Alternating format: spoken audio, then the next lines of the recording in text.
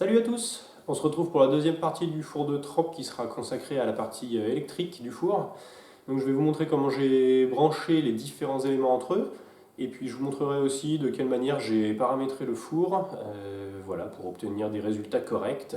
Alors je tiens quand même à préciser que j'y connais pas grand chose en élec et non, j'ai vraiment pas beaucoup de notions. Du coup là ce que je vous montre ça a vraiment juste une valeur d'exemple pour vous montrer ce que j'ai fait moi qui fonctionne. Après c'est peut-être pas fait dans les règles de l'art donc si ça vous semble un peu étrange ou vous n'êtes pas sûr de ce que vous allez faire, le faites pas tout simplement, faites appel à quelqu'un qui pourra vous aider et faire ça proprement. Ceci étant dit, on va entrer dans le vif du sujet puis je vais commencer à vous montrer ce que j'ai fait. Pour l'installation, on va avoir les éléments suivants à relier entre eux. Donc, une prise, ici, un domino céramique, le contrôleur,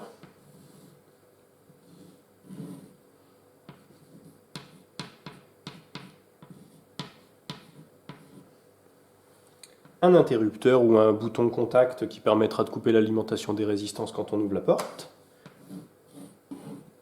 Donc moi pour l'instant j'ai un interrupteur.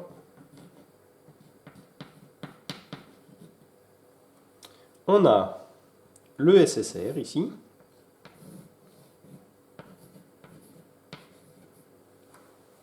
Et il nous reste la résistance.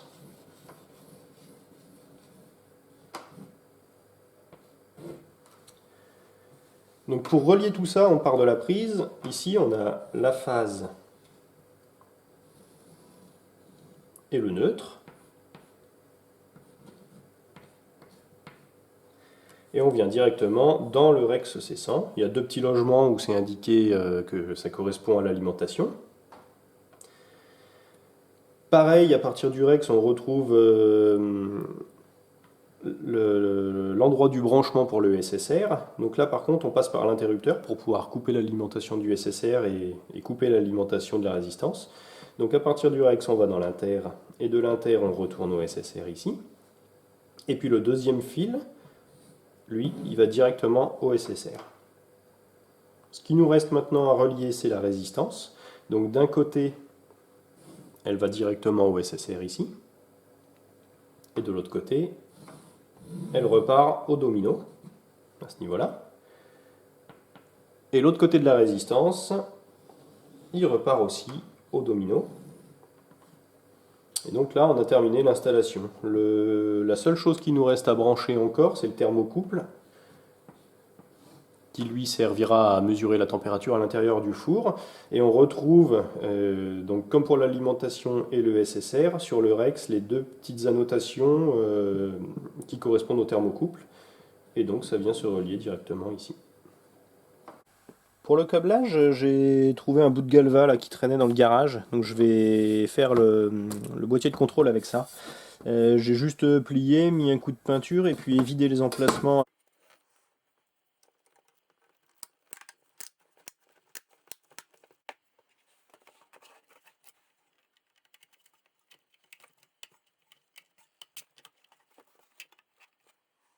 D'après le petit schéma qui est sur le côté du contrôleur, dans les petits logements 1 et 2, on va mettre donc les deux fils qui serviront à partir à l'alimentation.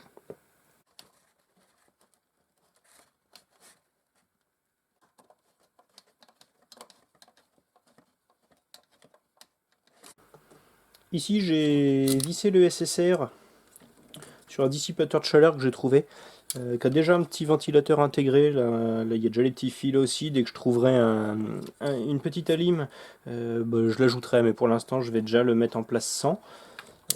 Donc voilà, je l'ai juste calé dessus parce qu'apparemment ça chauffe quand même un peu et ça permettra de dissiper une partie. Après avoir suivi le plan et branché les fils tranquillement un à un, ça ressemble à ça. On a donc le Rex C100, l'interrupteur et le SSR monté sur le dissipateur de chaleur ici. J'en profite pour vous dire qu'il y a pas mal de Rex C100 différents qui existent. Prenez bien la version qui peut monter à 1300 degrés. Donc c'est celui qui a cette référence là. Pour la mise à la terre du four, j'ai relié un fil sur la structure métallique du four. ici, et un deuxième sur la partie métallique du boîtier par là. Ensuite, les deux sont reliés au fil de terre du câble d'alimentation. Une fois qu'on a fait tout ça, on va pouvoir passer au paramétrage. Donc là, j'ai rien inventé du tout, j'ai juste suivi une vidéo avec un paramétrage que pas mal de couteliers utilisent et qui donne des bons résultats. Donc je vous le refais en français. On va suivre toutes les étapes une à une. Donc pour ça, il suffit de commencer par presser 7 pendant 3 secondes, jusqu'à ce que ça affiche AL1.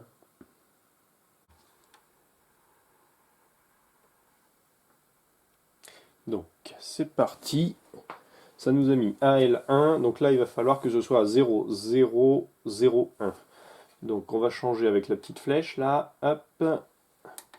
Donc 0, 0, 0, 1. Ensuite on presse 7. Là on doit avoir 4 zéros, c'est bon. On rappuie sur 7. Donc pour P, on doit avoir 50. Donc à nouveau la petite flèche ici. Là 50. Ok. On fait 7. Pour le I, on doit avoir 240. Ça c'est bon. On refait 7. Pour le D, 0,60, c'est parfait. 7 à nouveau. 0,25, c'est bon. Là, on doit avoir 0, 0, 0, 1. Donc, à nouveau la flèche ici. Hop, et on baisse ça. On valide avec 7. Donc, SC, ça doit être 4, 0. Ça, c'est tout bon.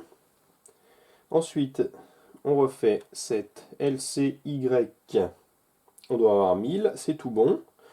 On refait 7. Donc là, on revient à la valeur de départ. Et maintenant, on attend un moment jusqu'à ce que le contrôleur se remette sur les valeurs qu'on avait au départ. Ça y est, ça s'est réinitialisé. Maintenant, on va faire la suite du réglage. Donc il faut presser 7 et la flèche de gauche pendant 3 secondes.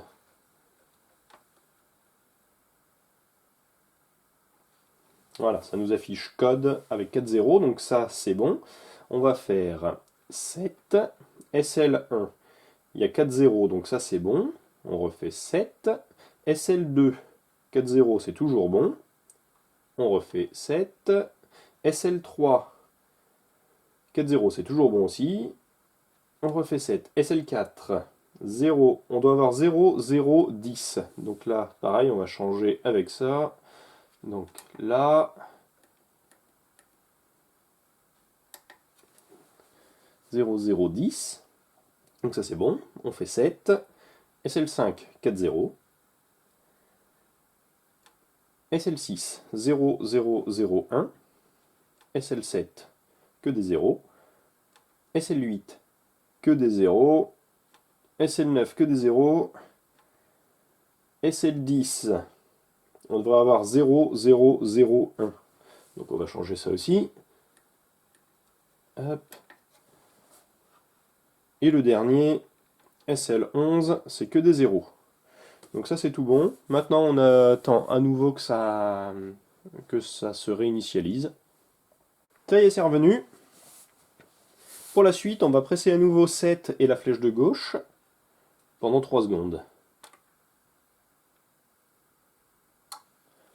On a à nouveau code 0001. Ah non, on doit avoir 0001, pardon. Donc, c'est parti. On refait 7. SLH 1300. Ça, c'est bon. On refait 7. SLL, il doit y avoir 4 zéros, c'est bon. Ensuite, 0002, c'est bien aussi. AH1, 0002, c'est bon. DF 0001, c'est bon aussi. Code 0001, on attend. On attend que ça se remette aux valeurs de départ, là. Et puis, normalement, on a terminé. Pour améliorer la précision, on va essayer aussi de faire l'autotune, on va voir ce que ça donne. C'est une manip qui a l'air d'être assez simple et rapide, donc on va tenter. Alors, il suffit de faire un appui long sur 7 pour entrer dans les paramètres. Ça y est, AL1 est apparu. Ensuite, on fait 7 jusqu'à aller ici sur ARU. Et pour lancer l'autotune, il faut que la valeur soit sur 1. Tac, donc 1. On fait 7 pour valider. Tac, et normalement, voilà, autotune s'allume. Et donc maintenant, on attend, ça va se débrouiller.